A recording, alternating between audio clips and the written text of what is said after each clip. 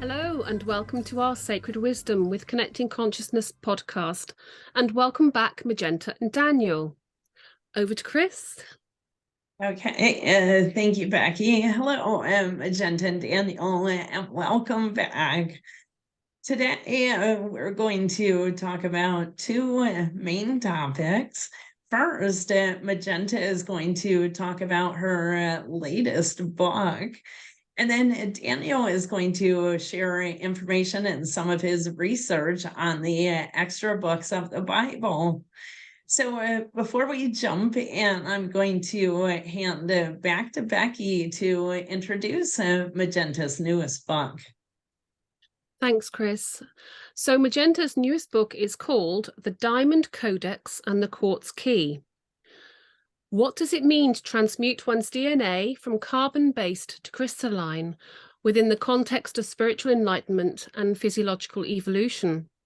Practical templates for photonic light gene expression, alchemic unification, and light body activation are provided within this channeled transmission, delivering this codex at a time within humanity's awakening and expansion when synchronicity is abundant.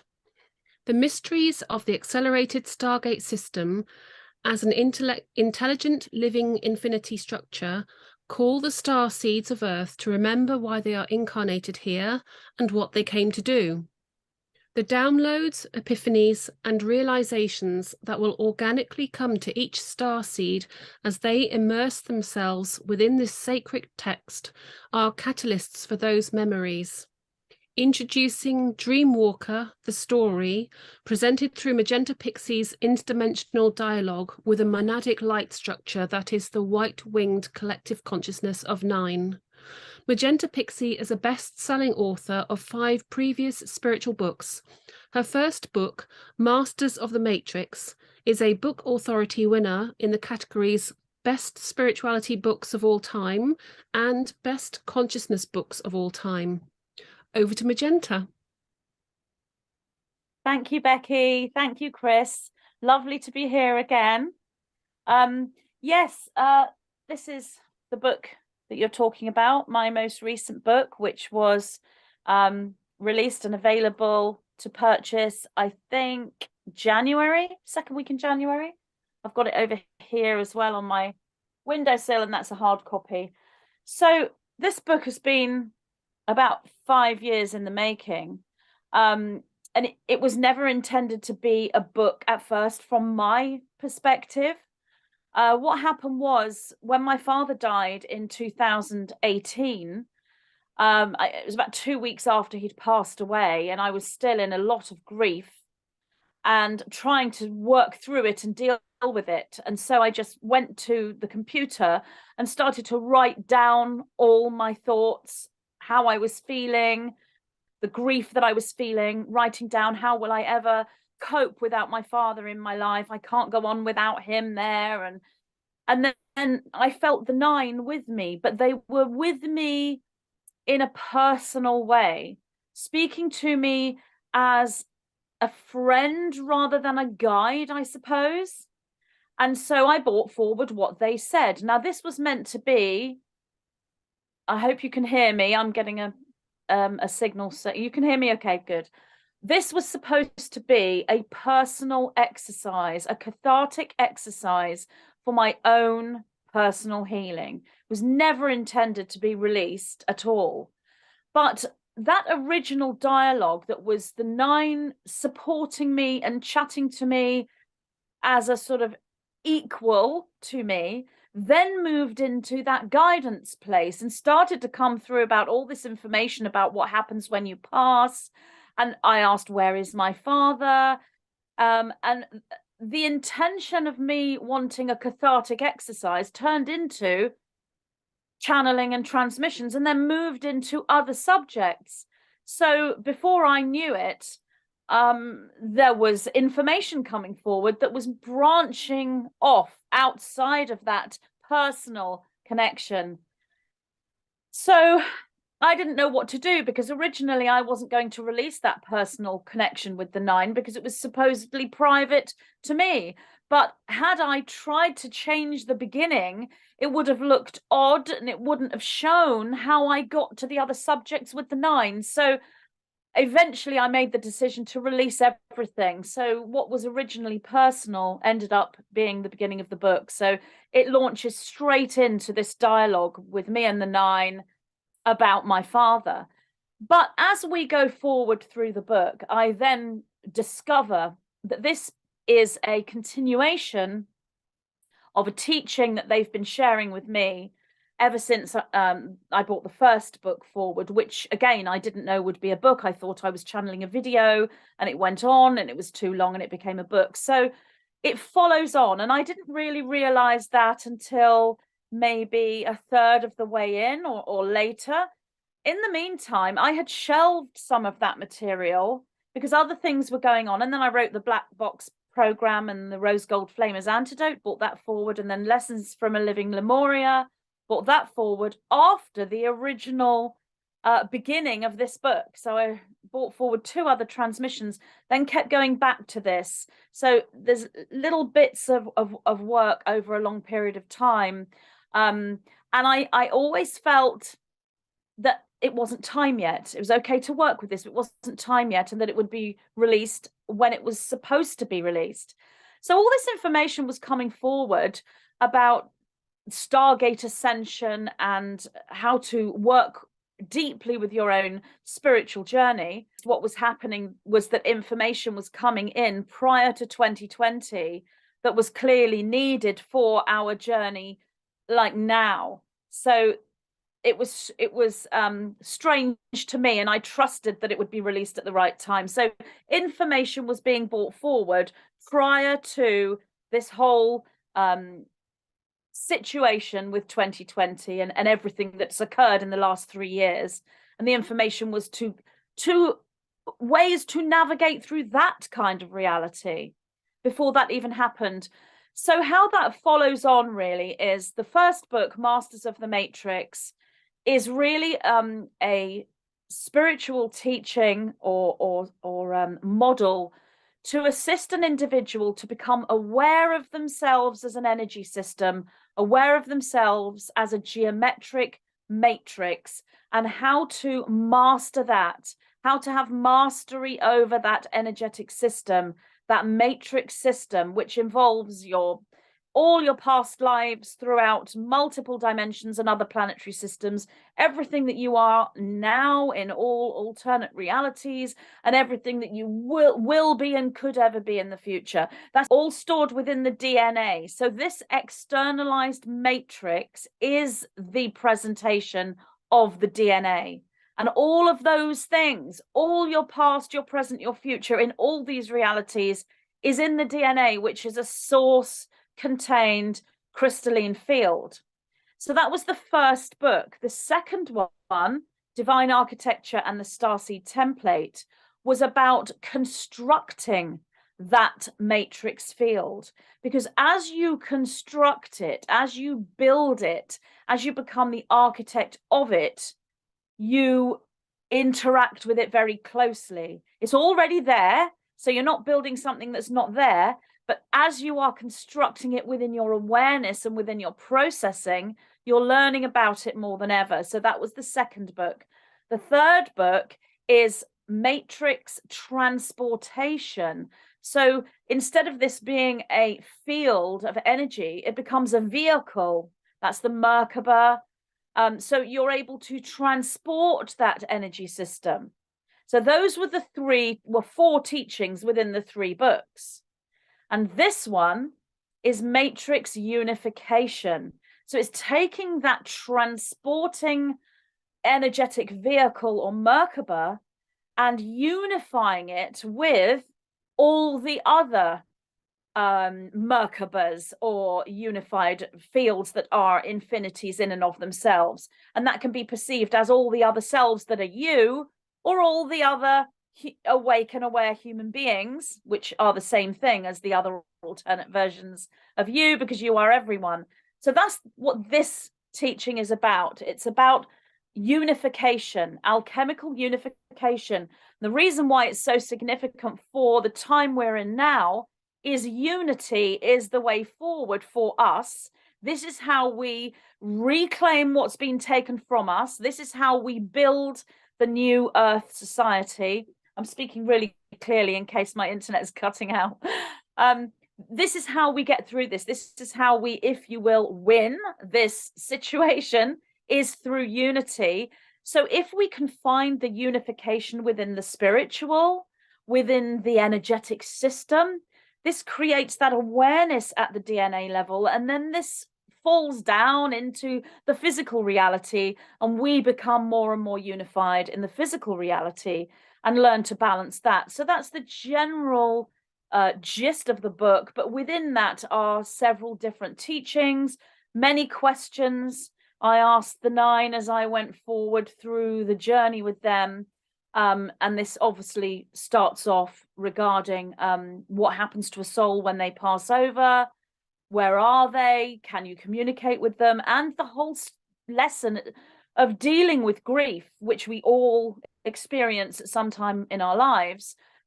How do we deal with that? How do we work through that? So that's also part of the book, which is very much at the beginning. And then within that, as Becky so very nicely introducing Dreamwalker, the story. So this is a new writing style that I have tried that isn't in any of the other books. And I don't really want to give a spoiler because it's supposed to be somewhat of a surprise when you see the changes in writing style. So all I can say is that there is a transmission. The whole book is a transmission from the 9, but there is also a different kind of writing that is more of a memory activation that comes from the 9 and myself combined together. So if you would see me as level 1 and the 9 as level 3, then level 2 would be me and the 9 together. And there's some text running through that is an activation presented in a certain way, in a story way. And that is an activation that will assist you to work with the material and understand the material more, because it goes right to the DNA through the way that the right hemisphere of the brain makes sense of things, which is about image and picture and metaphor rather than the logic. So you have the 2 hemispheres of the brain interwoven within the writing. So that's kind of the general presentation of the book. Thank you for asking me to talk about that, because I haven't really spoken about it before. So thank you. Thank you. And I haven't read it yet, but I really want to. I'm absolutely intrigued. But I wanted to ask as well, so what did the 9 say about people who have passed and recently passed? Because so many people are dealing with bereavement, and it's always an important topic. It's something that we fear, that we dread, that is, emotionally traumatic for those left behind. So, what do they say? So obviously they talk to me personally about my father. They don't actually tell me anything about his personal path, but there's a certain level of explanation that they can give without encroaching on his personal reality, which they do present in a metaphoric style, which can be understood and is very comforting. I've had a lot of people write to me saying how comforting they found that part of the book. So when it comes to a soul passing over, there are multiple levels. Consciousness lives on, as I know everyone here knows, everyone listening knows, that there's no ending of consciousness. It's a continuation always. The experience is very much related at first to the expectation of the persona of your previous incarnation, because you move into your next incarnation as the person you are predominantly. So there is a non-linear experience. Individuals who've already worked spiritually in this reality will move into a different kind of experience. So this is a non-linear experience. For those who've already worked with a non-linear multidimensional awareness, the consciousness remains in that state as you pass. And those souls become multidimensional after they leave the physical body. And in certain cases, they can be almost omnipresent. So they will take multiple focal points simultaneously within the awareness of their consciousness as they move forward.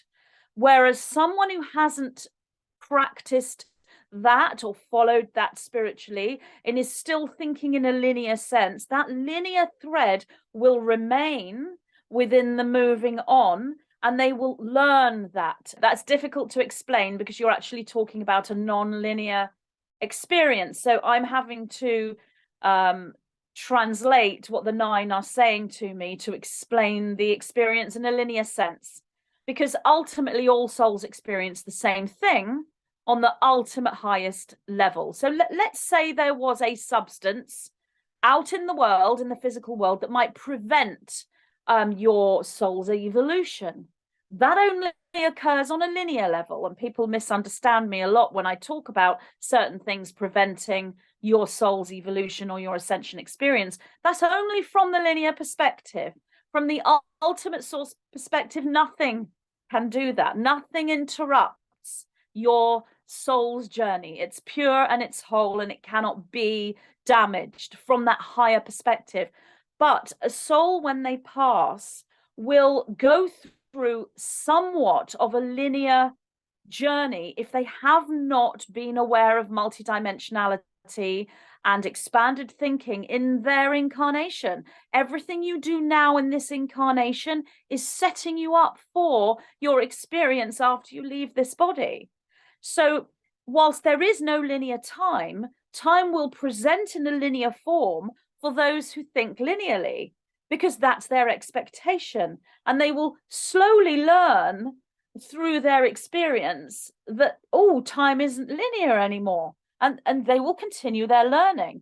And those souls may experience a different kind of reality, especially now as we're in planetary end times or planetary completion, as we're moving through into a new epoch, a new time period. So some souls on this planetary system at the moment will be moving through that experience and kind of beginning again, if you will, having a restart within another third dimensional reality. They won't be going with this planetary movement to this next higher octave or new epoch or new earth, whatever you want to call it. They will be going back to a beginning of something new, a new creation. They aren't ready, or if you will, they have chosen not to go forward. Those souls that have worked with this higher consciousness thinking, this expanded thinking, they've worked spiritually, are going to be going with the planetary system into this new epoch. So ascension and the death experience are similar but different. And what it has been all these years in this epoch, so thousands and thousands of years, you would go through the death experience and then go through a life review, a learning, a reevaluation of everything you've learned in that lifetime. Are you hearing? Sorry, you would go through a learning, a reevaluation of everything you've learned in that lifetime. You would integrate that lifetime learning before you then move into another incarnation. But what's happening now is different, because those who are moving through to this new epoch are actually doing all this now in their physical body. They're already going through the life review. They're going through the integration of their lifetime right now in 2023 while they're fully in the body and alive and here. You don't have to go through a death experience to do that if you are on the ascension path. So the 9 kind of go into this in quite detail in the book and explain, using my father as a reference point, to teach this experience that one might go through, and what that means for how it's been up until now, and what that means for ascension. So I hope that's answered your question. It has. It's fantastic. And I'll hand over to Chris in a minute before we move on to Daniel. But what you're saying is it's so relevant, actually, to our spiritual topics that that Chris and I work on, and that we share with our coordinators, who share with the members, because the different topics over the last 12 months have been dealing with so many different personal development issues that I think genuinely, if somebody is working on that, then they are working on their life review, because they're dealing with a lot of their triggers, their shadow work, and it's a journey of self-discovery.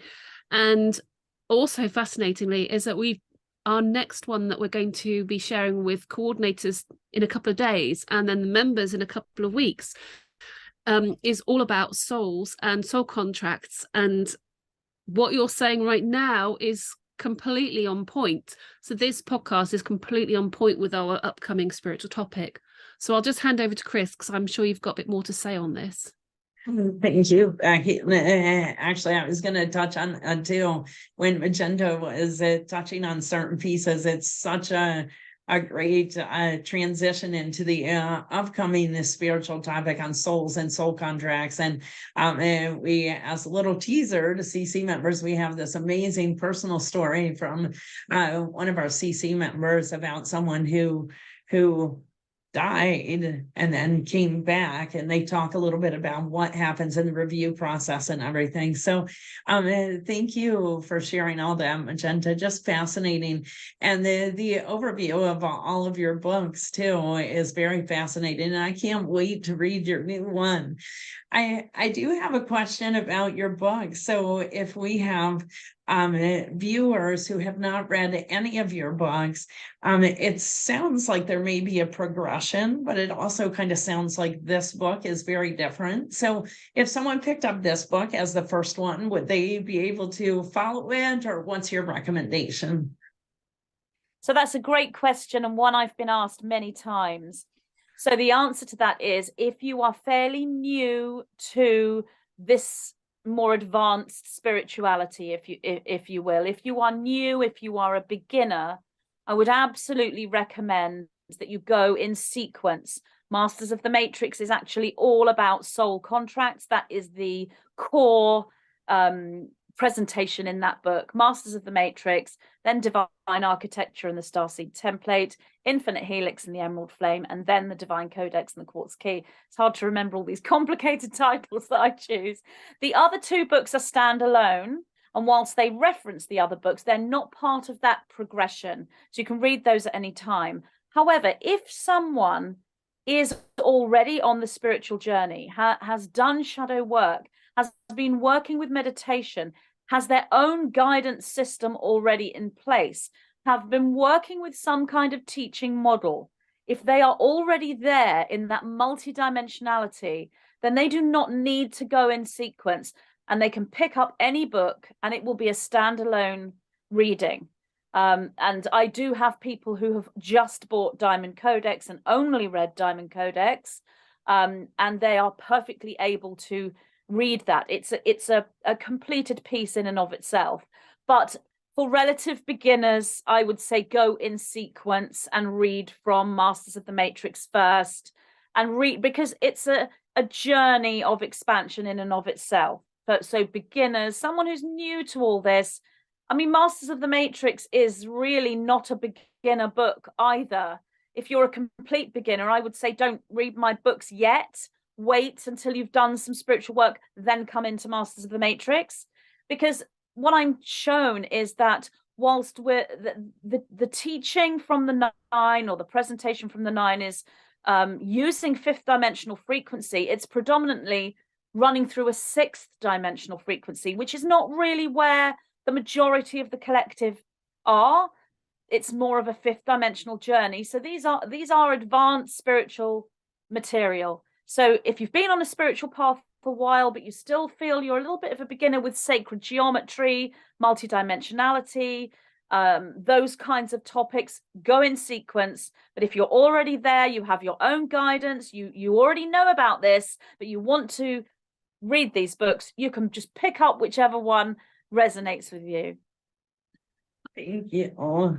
Thank you, Magenta. And I was going to say, I suspect you probably attract people who are ready for your work. So if people can, that's a very helpful information, but I think people can probably use their discernment, figure out where to start. So thank you.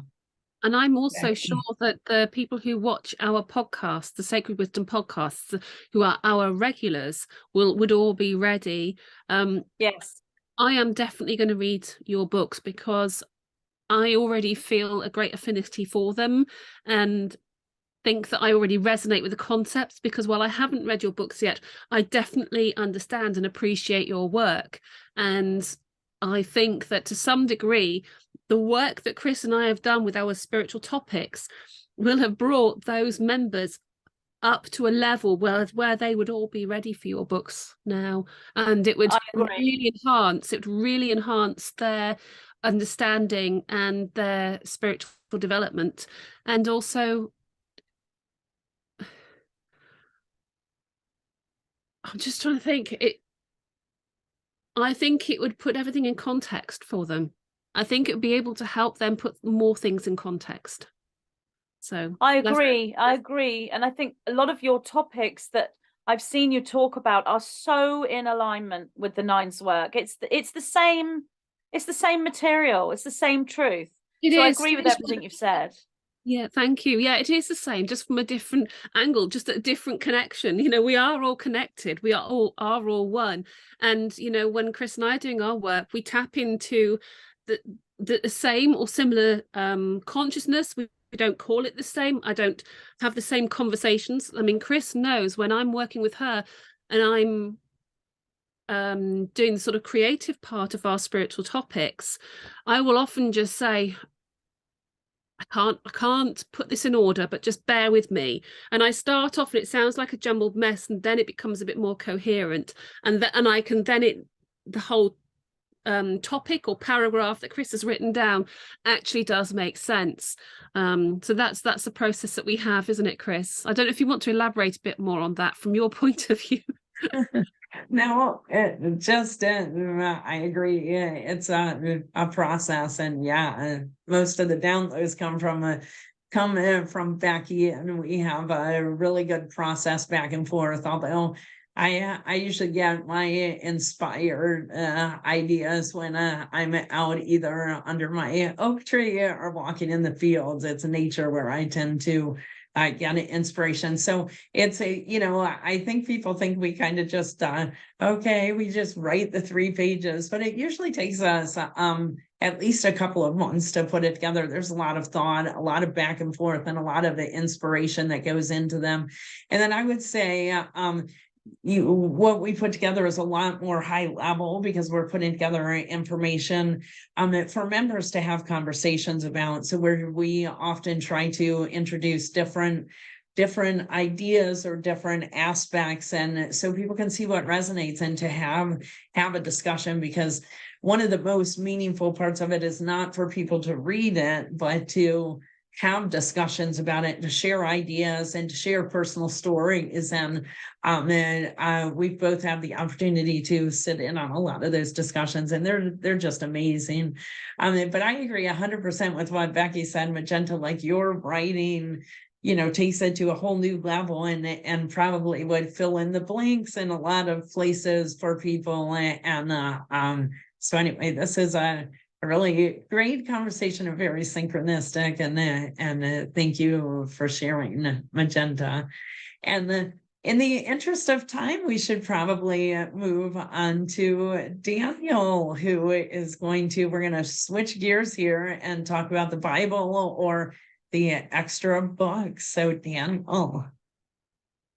Can you hear me all right? Fantastic. If it goes weird, just let me know. Just hopefully it will stay stable for me. Okay. I've hidden the self view because oftentimes if I can see myself, all I do is goof around with my hair for the entire thing. So I can't see myself, which is probably best. Okay. So regarding the Bible, which I don't claim to be an expert, but over the last maybe 8-9 years, I've done a lot of private study. and I've developed a massive enthusiasm for it and extra biblical work. Now, it's a stumbling block for a lot of people to even look at the standard Bible, because it's almost a fashionable cynicism for people these days, unfortunately, to say, I'm not going to look at the Bible because it's either been edited or it's been messed with, or bits have been taken out. The truth of our origins has been hidden from us. And sure, yeah, you can go with that to a degree, but after you get past that, I think it's good to look at what we have got.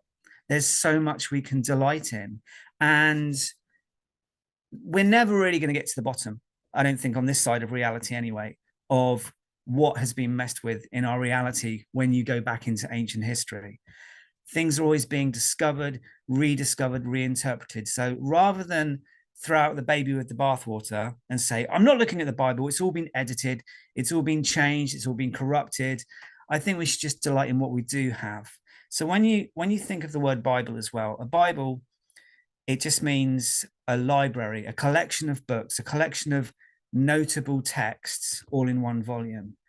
And whereas I've discovered that there are actually hundreds of what could be termed extra books of the Bible, hidden books of the Bible, lost books of the Bible, I do think the Bible in its current incarnation, it differs slightly between different denominations and regions of the world, but the core Bible that we have today, I do believe that it is divinely inspired, and it's put there in that particular order and that particular presentation for a reason. So I don't like to look at the Bible and instantly get mad about what's not in it. I do think those core teachings are integral. If you think of like a TV series or a series of films, like look at Star Wars. For most of the time, there were 3 Star Wars films, and that comprised the core template of the Star Wars story, the Star Wars universe. Since then, we've seen prequels, we've seen sequels, we've seen offshoot series, which massively expand the mythology and understanding and nuanced situations and characters and intergalactic politics. But the core remains the original Star Wars trilogy, and everything kind of branches out from that.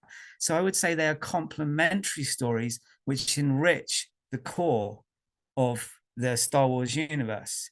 So, and they're ready to access for people who want to delve deeper into different stories and situations. So I think that's a fitting metaphor for the way you should look at the Bible. You shouldn't be mad that things are missing from the outset until you look at it. So, but it turns out that there are hundreds of other celebrated works which at one time were actually in common distribution, and they did have a wide readership in that particular region. Over the years, they've either been displaced or fallen out of sort of cultural interest, probably political situations at the time. I think this kind of circles back to what I'm saying. I've tried sometimes looking at history books, the history of Christianity, but then you will find a lot of it is actually quite dry, boring political stuff. And it's like, I love Pink Floyd. Everybody knows I love Pink Floyd. If I read a book about Pink Floyd and everything which happened with the band from the early days to the problems they had, to how they developed their music, that's all great. That's fascinating. But if I've never listened to a single Pink Floyd song, it means nothing. And that's the divine spark. So to me, reading the history of Christianity has its place in a scholarly kind of tradition, but I want to get to the teachings, and then I may learn about, the rise of Christianity in the Western world and all the political situations in Rome and Greece. But this is the thing, and I think people sometimes need to remove the stumbling block, get out of their own way and think, I'm not going to look at Christianity or any of its offshoots because it's all steeped in human beings going in weird direction with the source material. So when you discover these texts, you should think, I've just discovered these in a cave, and I'm going to look at them through no filter of anybody else or any other politics or any other society. It's just me and this sacred scripture in front of me that somebody somewhere in history felt it was important enough to jot this down and preserve it over time to pass on to future members of the species. So as I say, people will often get mad about Constantine at the Council of Nicaea because he oversaw what should be in the canon of the modern Bible to a large degree. Now, as I said, I still think it's divinely guided, the order and the books that we have included. But I'll just tell you my little journey with the Bible and how I discovered some of the extra, quite abstract works. So when I first got the Bible, I thought I'm going to start right at page 1, book of Genesis. A lot of Christians, unfortunately, don't really have knowledge of the Old Testament, whereas I think it's essential, because by the time you get to the New Testament and a fantastic appearance and stories of Jesus, it's a culmination. It's like it's like the final season of an amazing show. So, but I wanted to look at page 1, because if you look at a Bible, standard Bible, the Old Testament's like that big, and then the New Testament's that big. So there's wonders and strange abstract tales and visions in it. It's fantastic. So right from the outset, happily, in the book of Genesis, I was intrigued right away by something which I thought was really strange at the time, but now I can see that this is peppered throughout the Bible. And that is, really on in the book of Genesis, there's this long list of all the descendants of Adam, the first man, supposedly. And it simply says they lived a certain amount of years and then they passed away. Then out of the blue, it's absolutely bizarre. Out of the blue, there's a reference to this character named Enoch. And it says, unlike he lived so-and-so and then he passed away, right there, really conspicuous, it says, this is from book of Genesis, it says, Enoch walked faithfully with God, then he was no more, because God took him away. So right from the get-go, I was like, what? How can they just skirt over that really strange thing? I was like, where's the rest of the details?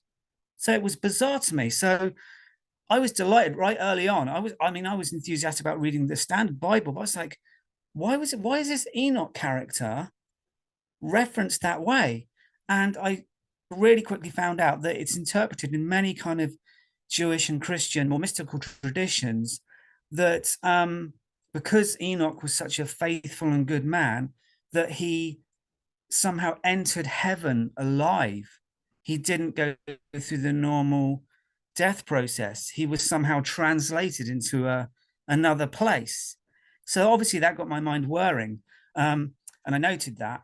And after I'd spent some more time reading, especially the first 5 books of the Bible, which are attributed to Moses, I wanted to look more into this Enoch story, only to be blown away that there are actually 3 works attributed to the story and narrative of what happened to Enoch.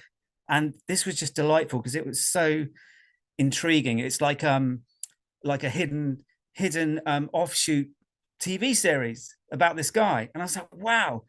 So then I found out, I think this is the thing, when you jump into a quest for knowledge, sometimes you don't have to work too hard to uncover things, because other books or references to book or conversations or something on TV, if you jump into the stream of wanting to learn about something, it's almost like you're carried on that current anyway, and you will naturally and quite without massive effort be led into discovering things organically without too much hard work and study. Because like back at school, you know, I think this is the great thing, you can rediscover things as an adult.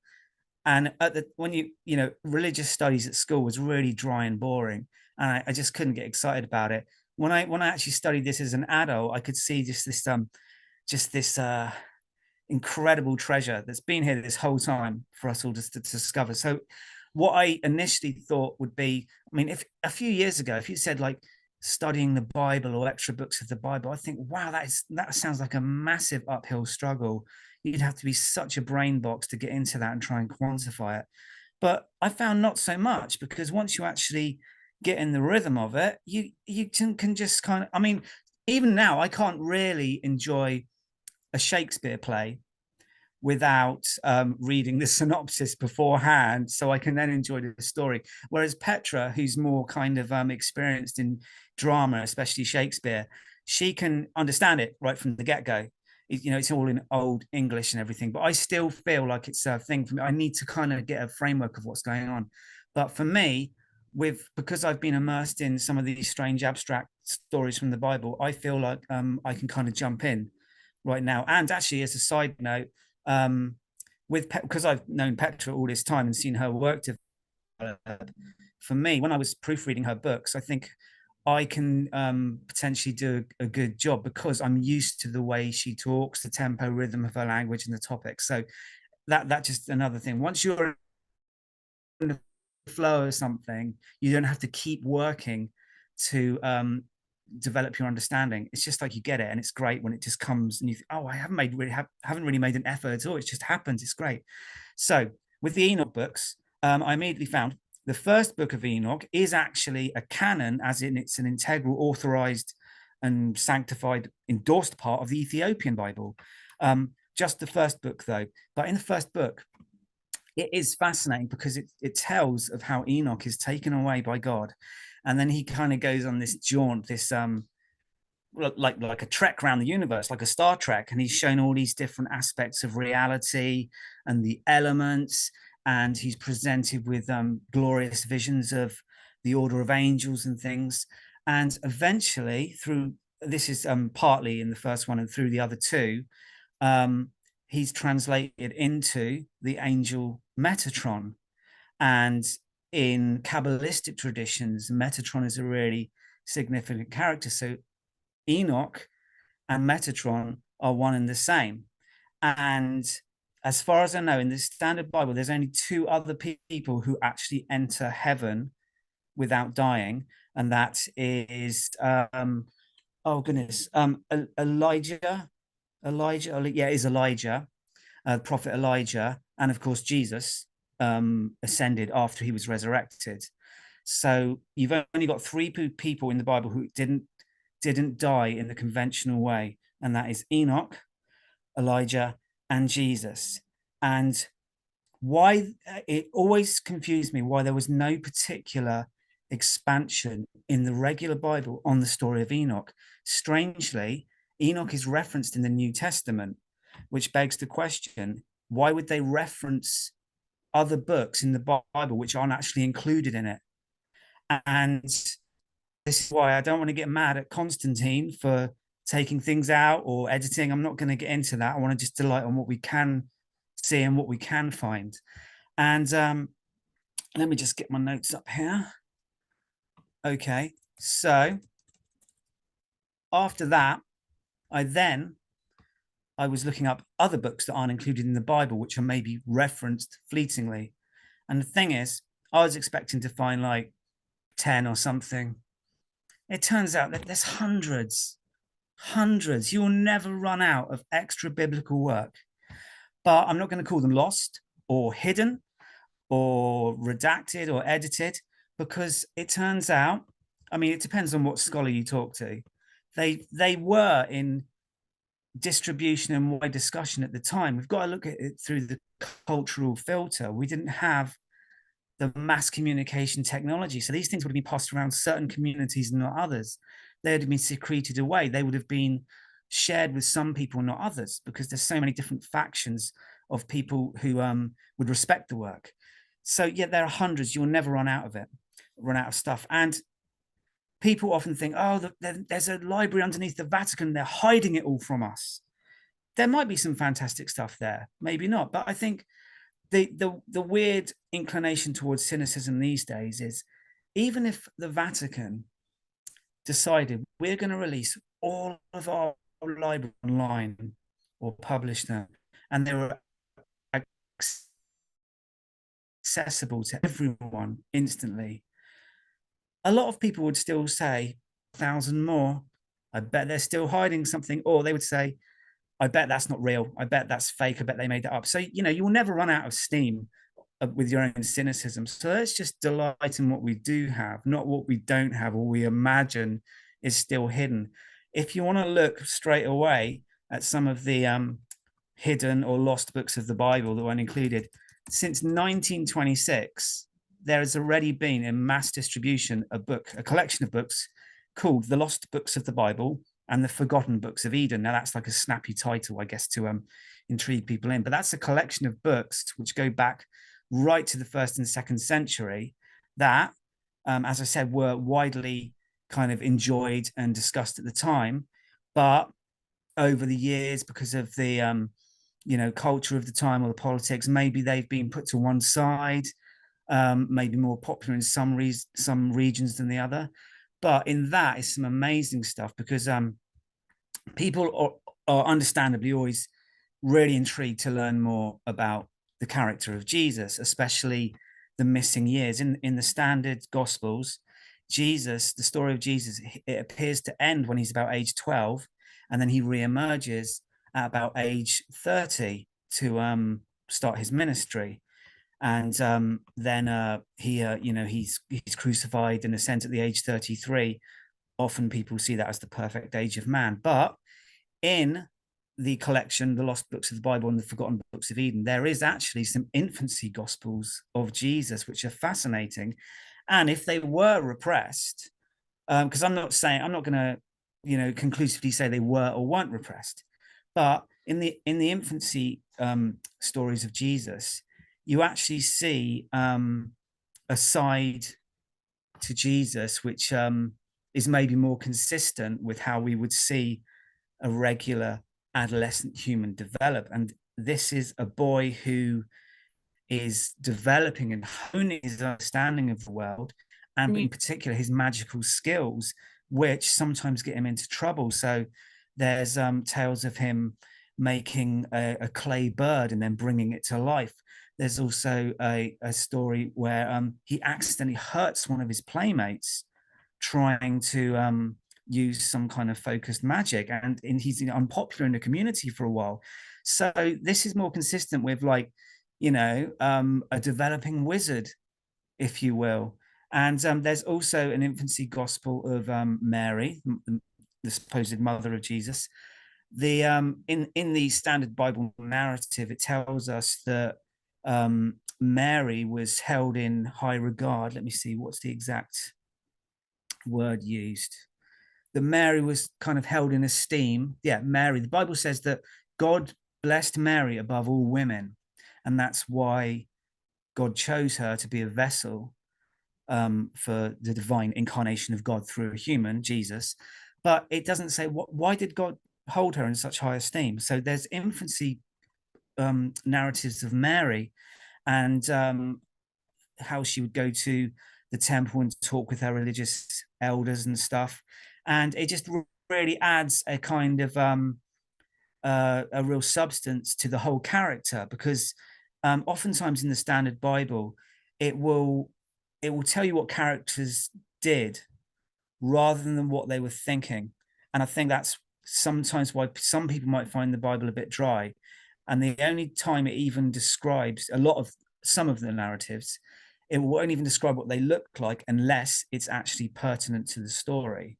Whereas in some of these extra biblical works, there tends to be more kind of flesh around those bones. And like I said, that's not to denigrate the traditional narratives, because I think in retrospect, there's different layers, and these extra biblical books are maybe available for people who are ready for them. And I don't see them in opposition to the Bible. I see them as complementary. And this is why I think the Bible is such a fantastic multi-layered work, because you've got that core and the tales, and they could be metaphor, they could be literal, and then branching out, you've got these other stories which all come together, and they do strangely seem to complement each other rather than oppose each other. So what else have we got? There's also expansions to the Garden of Eden stories and the conflict with Satan, and there's more conversations and descriptions of the garden as well, strangely. So that's always something. Is the Garden of Eden like another dimension or something? Is it just some kind of crucible of creation. And some of them read so eloquently, you'd think they were written by modern authors. Obviously, they've been translated from the ancient Greek and Aramaic, but some of them are so nuanced and detailed in their descriptions. They are actually absolutely fascinating. And I think some Christians might get precious about the Bible and think they don't want anything to take away from the integrity of the core works. Whereas I'm of the ilk who does like to look at everything and consider it for its own merit. And I do see it as complementary. And I'm not saying it's not like I would say, oh, they should reopen the canon and cram all these books in, because if you did actually have all of the books, you know, all the sacred scriptures around the same tales, that, you know, the Bible would be like that big. It would go on forever. You'd have to have it like many volumes. However, that does kind of complement. Magenta and me were talking about this the other day, and she was saying like 12, 13 Bibles. And I'm thinking, like, if you did actually get all of these stories, yes, they could probably fit maybe 12 or more volumes. So that was interesting. So then that brings me on to, and this is strange, I noted this earlier, 1945, 1946, just after the Second World War, seemed to be an amazing time for rediscovery of a whole bunch of sacred texts at a place called some caves in near Egypt called the Nag Hammadi, and the Dead Sea Scrolls as well. It's like I'm almost thinking there's some weird purge or release of energy just after the war, and then is it coincidence that all this stuff came to light? It's very strange. So first of all, the Nag Hammadi scriptures, when I first got these, I was just blown away. There's this entire massive collection of sacred scripture that has been preserved. This young farmer boy was just digging for some soil, some fertile soil to take home to put on their crops, and he discovered these massive earthenware jars which were crammed to capacity with all of these sacred scriptures. And some people think they were buried as part of a funeral ceremony. Other people think they were hidden away, secreted away, to be preserved for the future. And there is an enormous amount of stuff in there. One of the most popular works is something which is referred to as the Gospel of Thomas. And this is an example because it appears to be a list, not a story as such, a list of sayings that Jesus supposedly delivered. There's no context, no story. It's just a vast list of quotes. And some of these are in the Gospels, which would, you make the natural progression, suggest that that is source material that the authors of the Gospels used.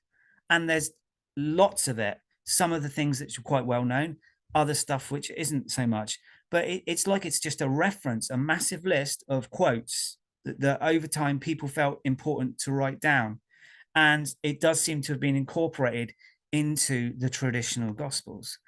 There's also seems to be there's tales of kind of Q&A sessions with Jesus from different disciples, stuff about the nature of reality. There's a story where one of his disciples is asking him, what will the nature of matter be when there's some kind of transition, or, you know, what we might modern day call the ascension, or just some kind of energetic shift, the nature of matter. And it's like, there's nothing like that in the regular Bible. It's quite, some of it seems really kind of advanced stuff. There's also other books of poetry. There seems to be paraphrased stories, like retellings of the story of Genesis and the order of creation, and how nature arranged itself, and, you know, from the lowest organisms to the most complex.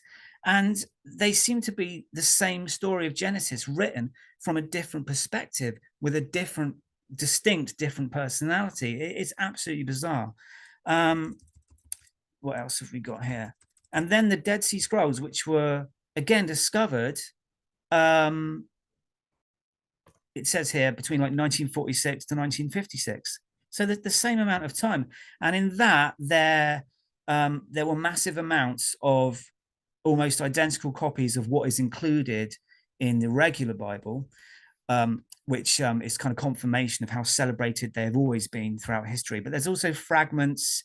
Unfortunately, a lot of it had kind of disintegrated. So there's these snapshots, these really intriguing snapshots of what could that possibly be? Sometimes just a paragraph, sometimes just a word.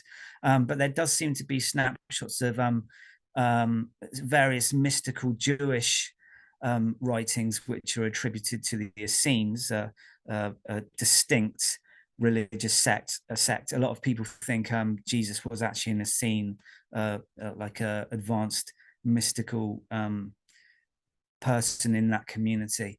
And then this was only discovered in the 1970s, and it's been sourced. They think it was written in the 2nd century. I think the only problem here is like there's often a disconnect between scholars and people who are enthusiastic about religion, and then people who are kind of like in between, where I'm just like fascinated by it all. And that is that because they can't verify the authorship, they can't verify the source. All they've got to work with is carbon dating the scroll or the paper that it's on and say, okay, this is a fragment from here. So that's all we know. It's this piece of paper is this old. Tracing the actual stories back, this is what can make people, and some people will even come up with a theory, it's a kind of fan fiction. People read the Bible and they wrote offshoot stories. So I guess you could go with that to a degree. I'm kind of got more faith, and I do actually think it's an embellishment on deeper aspects of the sacred stories. Not where I do remember talking to a friend though, and he said he's quite cynical and kind of an atheist, really. And he said, if 5,000 years from now somebody discovers all of the books of Harry Potter in a cave, they could read them and just think they're a history, and all of these things happened, all these people existed. And I was like, I don't know about that. Maybe I just wanted to, I don't want someone to rain on my parade. I don't want to just think it was the J.K. Rowling of the time just creating this core story, and then everything since been fan fiction because people were just enthusiastic to develop every last character. So maybe I'm denying it to myself, but I don't intrinsically feel that's true, because it's a different culture. It's not like people would have had the ability to people writing in parts of Europe. It wouldn't have been seen in the Americas like anytime soon. So the temptation to write a really juicy story, you'd only get to share it with people nearest to you and maybe a few other communities. So I think that's kind of a culture and an anomaly to think that people were just so bored they wanted to write tons of fan fiction to entertain each other. Because I do think the Greek myths to a large degree are actual recorded tales of superhuman beings and gods and humans with astonishing abilities. But yeah, the one I was about to mention, this was only discovered in the 1970s, so relatively recently. The Gospel of Judas. So they managed to actually source it to the 2nd century. And this is astonishing because whereas Judas is seen as a despised character, he betrayed Jesus, turned him over to the authorities. Even the most traditional reader of the Bible will see that act was a catalyst into what happened next. The ultimate shame and humiliation of Jesus, which then led to his downfall, his death, the supposed end of hope, the crushing blow to all his followers, and then the resurrection, which made it more glorified. Whereas in the Gospel of Judas, it actually contains a very nuanced and deep conversation between Judas and Jesus, basically about the mission that he had to go on, and how Jesus instructed him, and the turmoil of how he would become the most hated of figures for generations to come. But he was a catalyst, and he was chosen very specifically because of his own personality, his own relationship with Jesus. He was a beloved figure. I mean, can you imagine taking the weight of the responsibility of doing something absolutely despicable and thinking my name will be smeared across history and people will not understand, and they will just use my name as a slur term. So the Gospel of Judas is an incredible thing, and that's included in I got it in a collection of works called the Gnostic Bible, which brings together lots of ancient and medieval texts, and Jewish, Christian, and mystical Islamic texts as well, because of course Judaism, Christianity, and Islam all share their enthusiasm and study of the Old Testament and can draw different things out of it. So the Gospel of Judas, if you just want to jump in there, that is just fascinating, because that could, my aim is really to kind of like whet people's appetite that you shouldn't see the Bible as this dry book. If you can entertain that there's so many different layers to these stories, which are maybe ready for people at different times. That's not to say that I would think if you only enjoyed the core Bible, you're somehow limited. I think different parts of the Bible speak more to other people than others. But me and Petra were talking about this a lot the other day, about there's multiple different layers which are equally as unique and fantastic, and speak to different parts of your soul, maybe at different times in your life. But you can actually, when I first discovered there'd literally hundreds of books, you can feel overwhelmed. So you kind of need to just pick a few and look at them, because you can almost feel this responsibility. I need to cram this all into my head as quickly as possible to understand the Bible.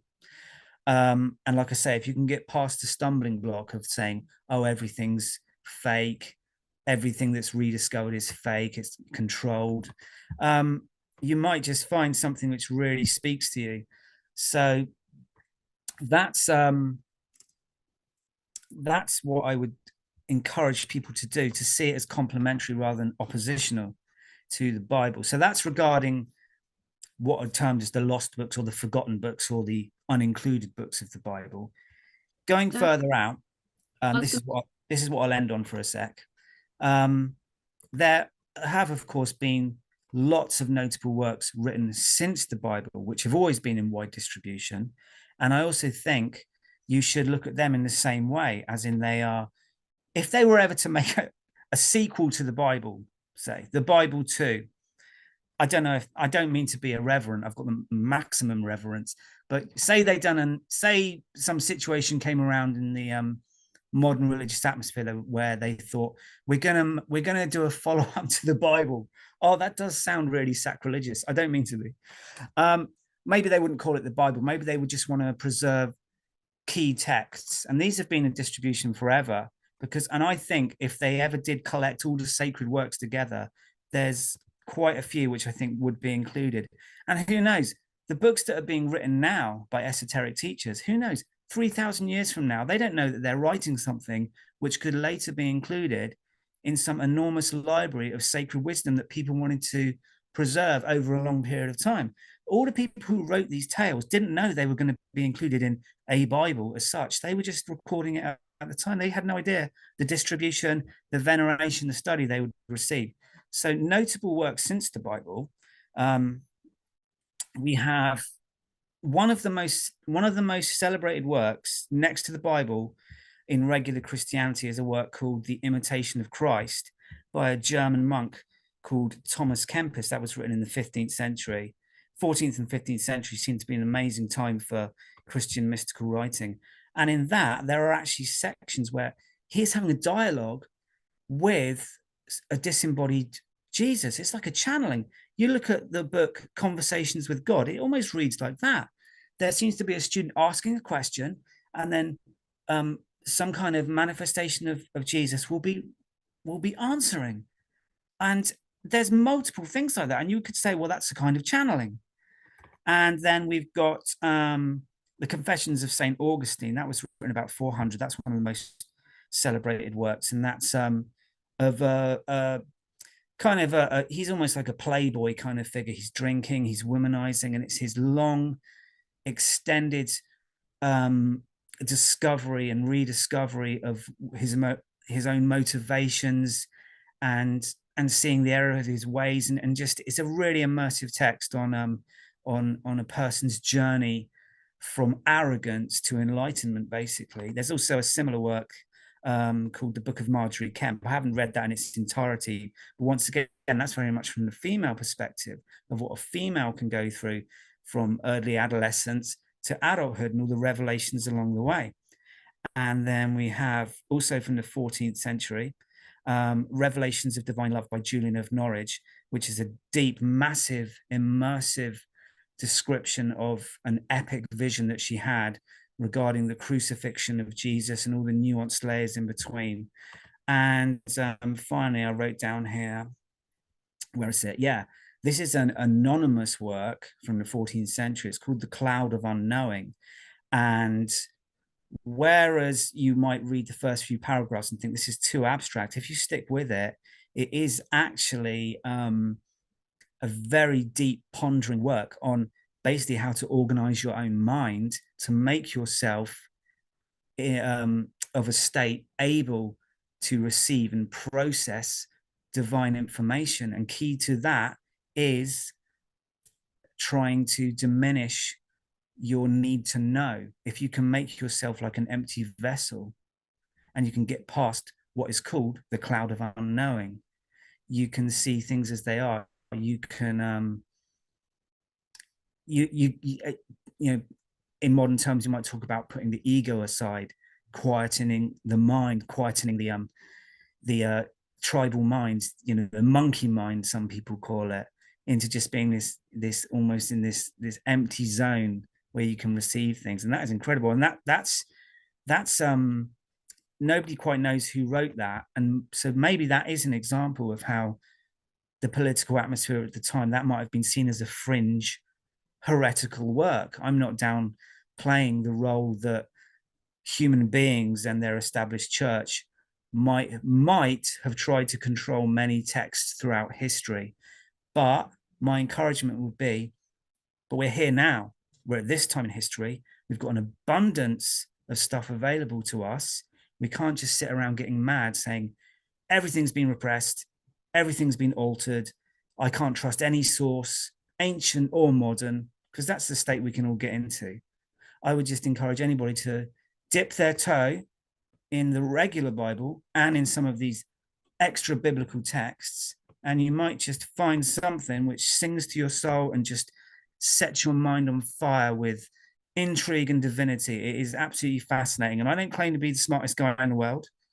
I think at school, I was so overwhelmed with trying to be smart. It was actually a stumbling block to me being a good student. I think I'm fairly smart, but I wasn't really a good student. It's only now, without putting the pressure on myself, I don't know, because if I actually did a religious studies degree, I don't know if I would then get hectic about it. Anyway, the point is, I've really enjoyed looking at this stuff.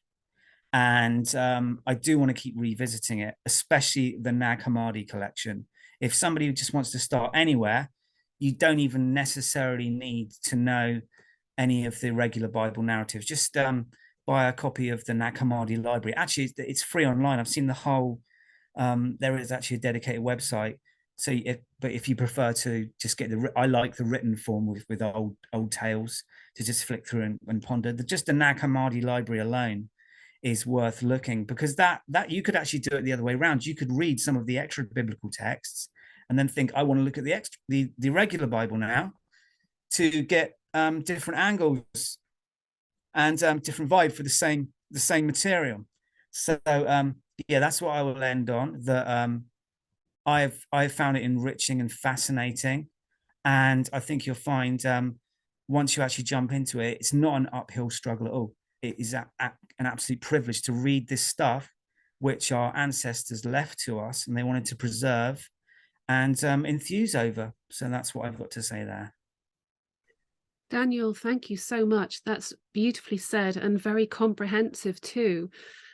A couple of things that you prompted me to remember along the way was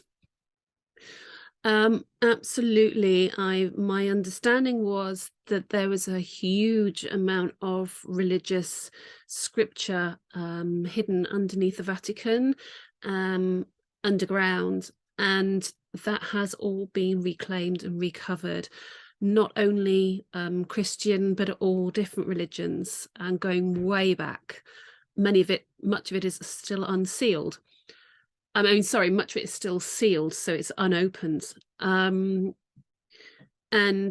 thank you also for making the connection that in the first book of the Bible, the first half of the Bible, the Old Testament, that several religions have branched off from that. So it's not just Christian, it's also Muslim and Jewish as well. So we share a common history, which is often hidden. I know as well that there's scriptures written by, or testaments written by Mary Magdalene that were also hidden, that I hope one day to come out. And it's definitely my understanding as well that Jesus did spend a good amount of time, his later childhood and teens, in with the Essenes in Qumran, where he learnt a lot of metaphysical teachings. After that, he traveled around the world with his uncle Joseph of Arimathea, that's Mary's brother, who was phenomenally wealthy and owned a fleet of ships. So he was able to travel around the world and meet people around the world and pick up more knowledge and understanding. So Jesus, I think, led a really phenomenal life. This is my understanding of reading outside of the Bible as well, and others.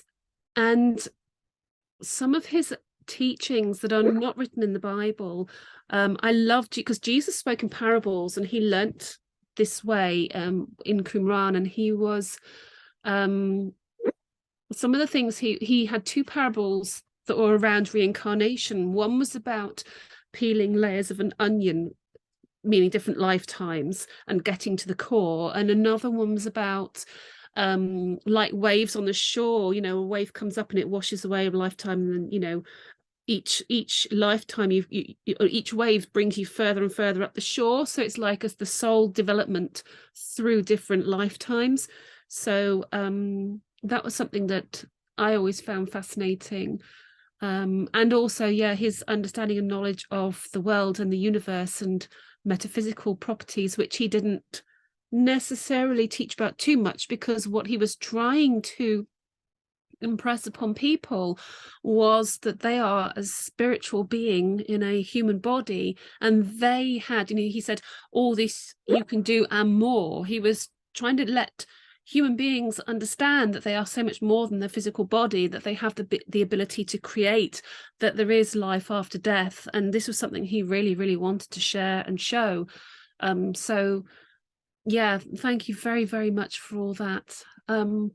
I'm wondering, I'll hand over to Chris, but I'd like to wrap up now. Really, we've been going quite a long time, and I have to go in a minute.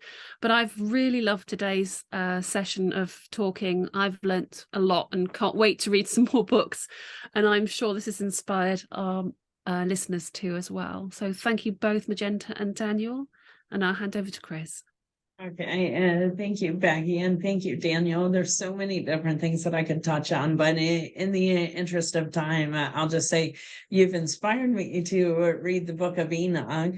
The book of Judas sounds absolutely fascinating, and it does strike me that what you described is some of what could be going on today as well, with people playing a particular role that isn't what it appears to all of us. And, you know, it feels like there's some wisdom in there for all of us. Thank you, Daniel, for all the different references that you gave. I suspect that many viewers will be pausing the video to write down references. And overall, I absolutely love your philosophy to delight in what we have. Like, what a beautiful, positive approach, because it is easy to get caught up in the politics of the time and to just say, oh, well, then it was changed. Okay, but there still is a lot of goodness that's there. And I loved how you look at all of these other books as complementary and expanding. I think that's such a beautiful philosophy. And if anyone takes anything from this, I think that's so amazing. So thank you for joining us. Thank you for sharing your wisdom. Daniel, both you and Magenta, thank you for all of your wisdom, for giving us overviews of your books and all the nuggets of wisdom that you provided too. I really appreciate the conversation. And thank you to everyone who's watching, and have a great day.